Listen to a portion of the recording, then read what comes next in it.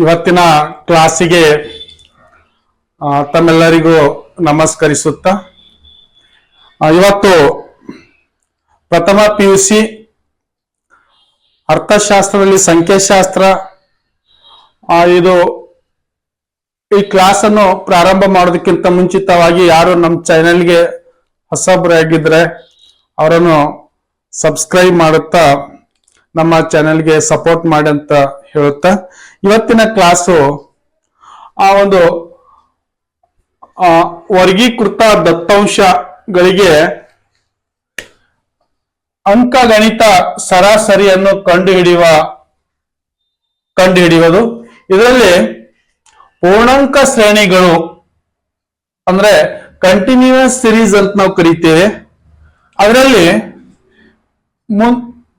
ನೇರ ವಿಧಾನ ಅಂತಂದ್ರೆ ಡೈರೆಕ್ಟ್ ಮೆಥಡ್ ಅಂತ ಕರಿತೇವೆ ನಾವು. ಈ ಡೈರೆಕ್ಟ್ ಮೆಥಡ್ ಅಂದ್ರೆ ಏನು ಅಂತ ತಮ್ಗೆ ಗೊತ್ತಿರಬೇಕಾಗಿರ್ತಕ್ಕಂಥದ್ದು. ಪೂರ್ಣಾಂಕ ಶ್ರೇಣಿಗಳಲ್ಲಿ ಪ್ರತಿ ಪ್ರಾಪ್ತಾಂಕಗಳ ಎದುರೇ ಆವೃತ್ತಿಗಳನ್ನು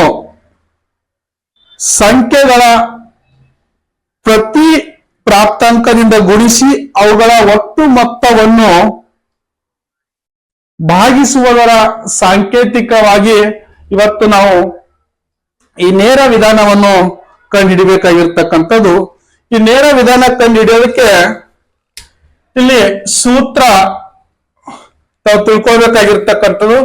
X bar is equal to sigma FX divided by sigma FX.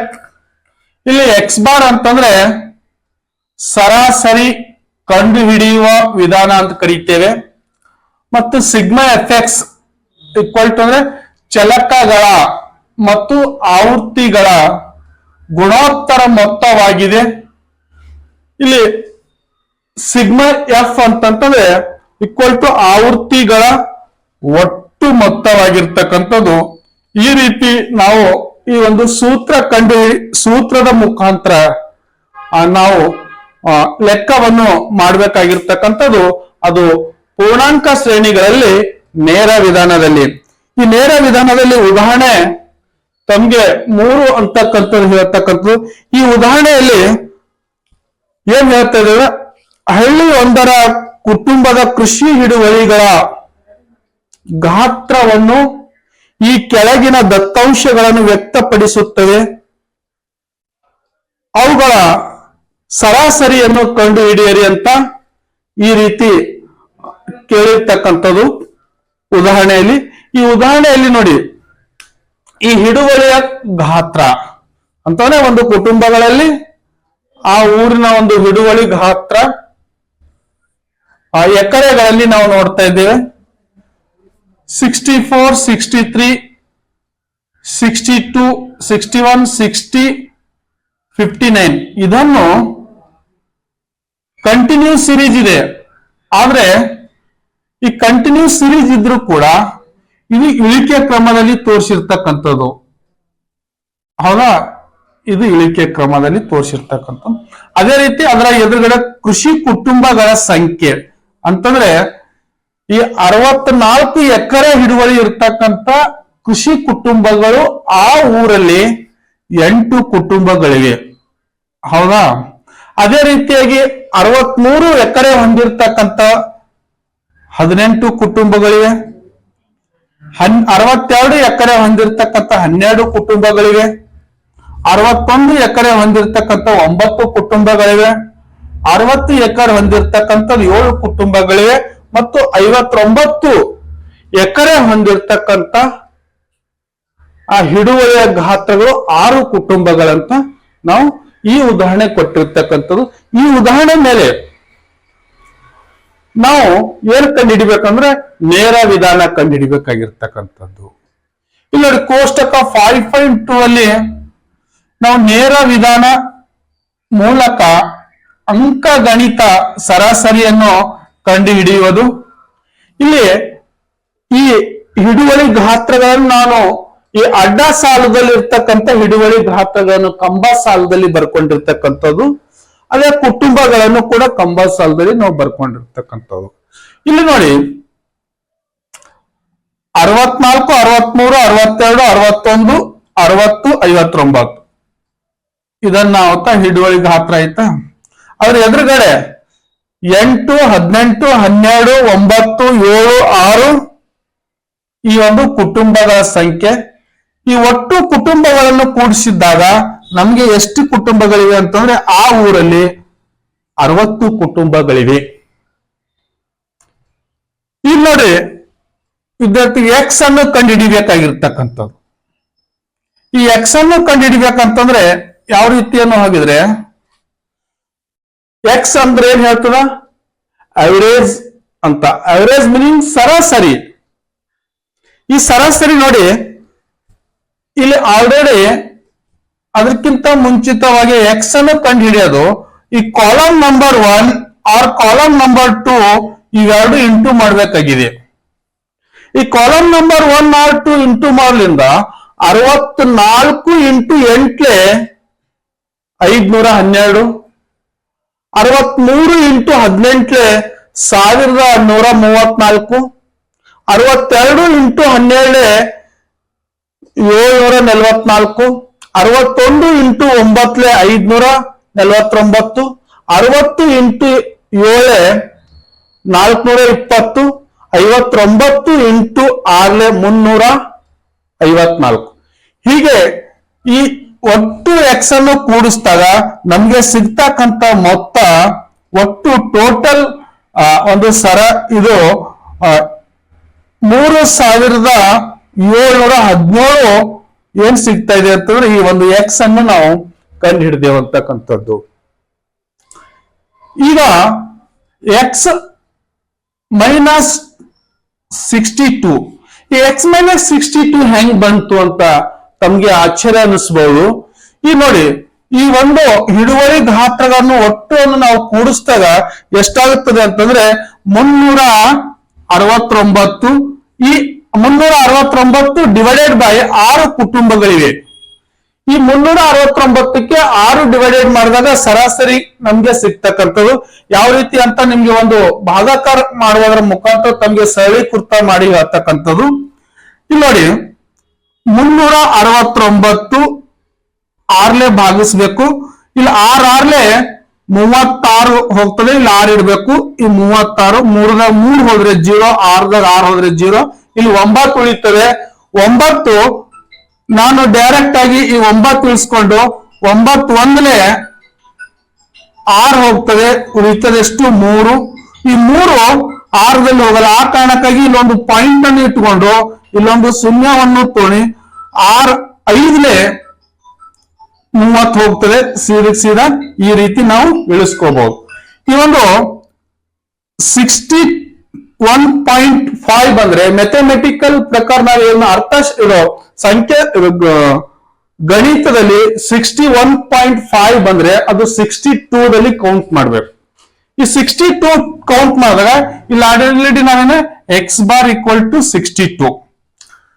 ಈಗ ನಾವು ಈ ಹಿಡುವಳಿ ಗಾತ್ರದಲ್ಲಿ x62 ಅನ್ನು ಮೈನಸ್ ಮಾಡೋದ್ರ ಮುಖಾಂತರ ಬರ್ತಕ್ಕಂಥ ನಾವು ಡಿವಿಜೇಷನ್ ಅನ್ನು ಕಂಡು ಹಿಡಿತೇವೆ. ಇಲ್ಲಿ ನೋಡಿ 62ದಲ್ಲಿ 64ದಲ್ಲಿ ಮೈನಸ್ 62 ಮಾಡಿದ್ರೆ ಇಲ್ಲೇನಾಗ್ತದೆ +2 ಬರ್ತದೆ. ಅದೇ ರೀತಿ +1 ಬರ್ತದೆ. 62 ಅಲ್ಲಿ 62 ಹೋದ್ರೆ ಅಲ್ಲಿ 0 ಬರ್ತದೆ. ಅದೇ ರೀತಿ -1 ಬರುತ್ತೆ, -2 ಬರುತ್ತೆ ಮತ್ತು -3 ಬರುತ್ತೆ.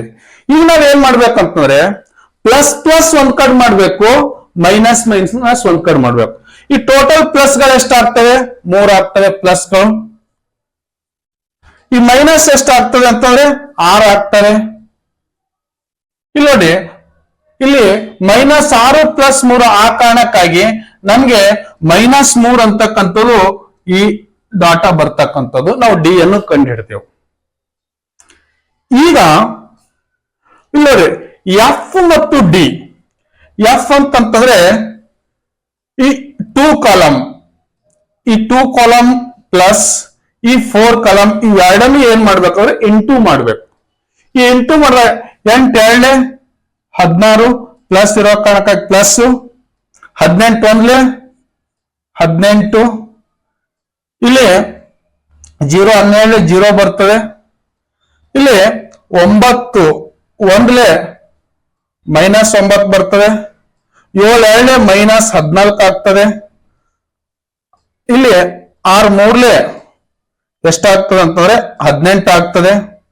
-18. ಇವೇನ್ ಮಾಡ್ಬೇಕು ಇರ್ತೀವ ನಾವು, ಈ ಮೈನಸ್ ಒಂದ್ ಕಡೆ ಕೂಡಿಸ್ಬೇಕು, ಪ್ಲಸ್ ಒಂದ್ ಕಡೆ ಕೂಡಿಸ್ಬೇಕು. ಇಲ್ಲಿ ನೋಡಿ ಮೈನಸ್ ಒಂದ್ ಕಡೆ ಕೂಡಿಸಿದಾಗ ಎಷ್ಟಾಗುತ್ತೆ ಅಂತಂದ್ರೆ 7 2 14 ಮತ್ತು 18. ಈ ಎಲ್ಲ ಮೈನಸ್ ಗಳನ್ನು ಕೂಡಿಸಿದಾಗ ನಮ್ಗೆ -41 ಆಗ್ತದೆ. ಮತ್ತು 18 ಮತ್ತು 18 ಪ್ಲಸ್ 16 ಕೂಡಿಸ್ತಾ 34 ಆಗ್ತದೆ. ಈ ಮೈನಸ್ ಸಂಖ್ಯೆ ಹೆಚ್ಚಿಗಿರೋದ್ರಿಂದ ಈ ಪ್ಲಸ್ ಸಂಖ್ಯೆ ಕಡಿಮೆ ಇರೋದ್ರಿಂದ ಆ ಕಾರಣಕ್ಕಾಗಿ 41ರಲ್ಲಿ ಪ್ಲಸ್ 34 ಆದ್ರೆ ಇಲ್ಲಿ -7 ಅಂತಕ್ಕಂಥದ್ದು ಬರ್ತದೆ. ಈ ರೀತಿ ನಾವು ಇದನ್ನು ಕಂಡು ಹಿಡಿದೆವು. ನಾನು ನಿಮ್ಗೆ ಹೇಳಿದ್ದು ಇಲ್ಲಿ ಮಧ್ಯಾಂಕ ಇಷ್ಟರಲ್ಲೇ ನಾವು ನಮ್ದು ಏನ್ ಬರ್ಬೇಕಂತಂದ್ರೆ ಈ ಒಂದು ಸರಾಸರಿ ಆನ್ಸರ್ ಬರ್ಬೇಕು 62ದಲ್ಲಿ ಅಂತ ತಮಗ್ ಗೊತ್ತಿರ್ಬೇಕು. ಈ ಒಳಗಡೆ ಮಾತ್ರ ಆನ್ಸರ್ ಬಂದಿದೆ ಆದ್ರೆ ನಾವು ಮಾಡಿರ್ತಕ್ಕಂಥ ನೇರ ವಿಧಾನ ಸರಿ ಅಂತ ಅನಿಸ್ಬೋದು. ಒಂದು ವೇಳೆ ಇದರಲ್ಲಿ ಆನ್ಸರ್ದಲ್ಲಿ ಏನಾದ್ರೂ ಮಿಸ್ಟೇಕ್ ಬಂದ್ರೆ ನಾವು ಮಾಡ್ತಕ್ಕಂಥ ಲೆಕ್ಕ ತಪ್ಪಾಗಿದೆ ಅಂತ ನಾವನ್ನೇ ಅದೇನ್ ಮಾಡ್ಬೇಕಂತಂದ್ರೆ ಅರ್ಥ ಮಾಡ್ಕೊಳ್ಬೇಕಾಗಿರ್ತಕ್ಕಂಥದ್ದು. ಇಲ್ಲಿ ನೋಡಿ ಈ ಒಂದು ಸೂತ್ರ ನಿಮಗೆ ಫಸ್ಟಿಗೆ ನಾ ಈ ಸೂತ್ರ ಹೇಳಿನಿ, x bar is equal to sigma f x divided by sigma x. ಇಲ್ಲಿ ಎಕ್ಸ್ ಬಾರ್ ಕಂಡು ಹಿಡಿಬೇಕಾಗಿದೆ. ನಮ್ಗೆ ಸಿಗ್ಮಾ ಎಫ್ ಎಕ್ಸ್ ಎಷ್ಟು ಬಂದಿದೆ answer 3713 equal to 3713 divided by ಕುಟುಂಬಗಳ ಸಂಖ್ಯೆ ಎಷ್ಟವ 60 ಕುಟುಂಬಗಳ ಸಂಖ್ಯೆ ಅವ. ಇದನ್ನು ನಾವು ಈ ಒಂದು ಭಾಗಾಕಾರ ಮಾಡುವುದರ ಮುಖಾಂತರ ಇಲ್ಲಿ ಎಷ್ಟು ಬರ್ತದೆ ಆನ್ಸರ್ ಅನ್ನು ಹಾಗಿದ್ರೆ ಈ ಆನ್ಸರ್ 61.88 ಆನ್ಸರ್ ಬರ್ತದೆ. ನೀವು ಬೇಕಾದ್ರೆ ಚೆಕ್ ಮಾಡಿ, ಈ ಒಂದು 68 ಪಾಯಿಂಟ್ ಆನ್ಸರ್ ಬರ್ತದೆ. ಆದ್ರೆ ನಾ ಹೇಳ್ತಕ್ಕಂಥದ್ದು ಮಧ್ಯಾಂಕ ಈ ಸರಾಸರಿಯಲ್ಲಿ 62 ಅಂತ ಆಲ್ರೆಡಿ ಅದರಲ್ಲೇ ಆನ್ಸರ್ ಬರ್ಬೇಕಂತಂದ್ರೆ 61.88 ಅಂದ್ರೆ ಅರ್ಥ 62 ಒಳಗಡೆ ಇದು ಆನ್ಸರ್ ಬಂದಿದೆ ಅಂತಕ್ಕಂಥದ್ದು. ಆ ಕಾರಣಕ್ಕಾಗಿ ಈ ರೀತಿಯಲ್ಲಿ ನಾವು ನೇರ ವಿಧಾನದ ಮೂಲಕ ಅಂಕಗಣಿತವನ್ನು ಕಂಡುಹಿಡಿದೇವು ಅಂತಂದ್ರೆ ನಿಮಗೆ ಪರೀಕ್ಷಾ ದೃಷ್ಟಿಯಲ್ಲಿ ತಮಗೆ 6 ಅಂಕಗಳನ್ನು 6 ಮಾರ್ಕ್ಸ್ ಈಸಿಯಾಗಿ ತಮಗೆ ಲಭಿಸುತ್ತವೆ ಅಂತಕ್ಕಂಥ ಮಾತನ್ನು ಹೇಳುತ್ತಾ, ನಿಮಗೆ ಈ ಒಂದು ವಿಡಿಯೋದಲ್ಲಿ ಏನಾದ್ರೂ ಅರ್ಥ ಆಗಲಿಲ್ಲ ಅಂತಂದ್ರೆ ನಾನು ನನಗೆ ಕಮೆಂಟ್ಸ್ ಮಾಡುವುದರ ಮುಖಾಂತರ ತಾವುಗಳನ್ನು ಪ್ರಶ್ನೆ ಕೇಳಿ ಅದಕ್ಕೆ ನಾನು ಉತ್ತರವನ್ನು ತಮಗೆ ಸರಳ ಮತ್ತು ಅತ್ಯಂತ ಸಂಕ್ಷಿಪ್ತ ವಿಧಾನದಿಂದ ತಿಳಿಸುವುದರ ಮುಖಾಂತರ ನೀವು ಹೆಚ್ಚೆಚ್ಚು ಮಾರ್ಕ್ಸ್ ಗಳನ್ನು ಪಡಿಬೇಕನ್ನೋದೇ ನನ್ನ ಒಂದು ಕ್ಲಾಸಿನ ಉದ್ದೇಶವಾಗಿರುತ್ತದೆ ವಿದ್ಯಾರ್ಥಿಗಳೇ. ಆ ಕಾರಣಕ್ಕಾಗಿ ಇದರ ಸದುಪಯೋಗಗಳು ತಾವೆಲ್ಲರೂ ಪಡ್ಕೊಳ್ತೀರಿ ಅಂತಕ್ಕಂಥ ಮಾತನ್ನು ಹೇಳ್ತಾ ಇವತ್ತಿನ ಕ್ಲಾಸು ಇಲ್ಲಿಗೆ ಮುಗಿಸ್ತಾ ಇದ್ದೀನಿ. ತಮ್ಮೆಲ್ಲರಿಗೂ ಮತ್ತೊಮ್ಮೆ SS ಶೆಟ್ಟಿ ಯೂಟ್ಯೂಬ್ ವತಿಯಿಂದ ತಮಗೆ ನಮಸ್ಕರಿಸುತ್ತಾ ಈ ಕ್ಲಾಸಿಗೆ ವಿರಾಮ ಹೇಳುತ್ತೇನೆ.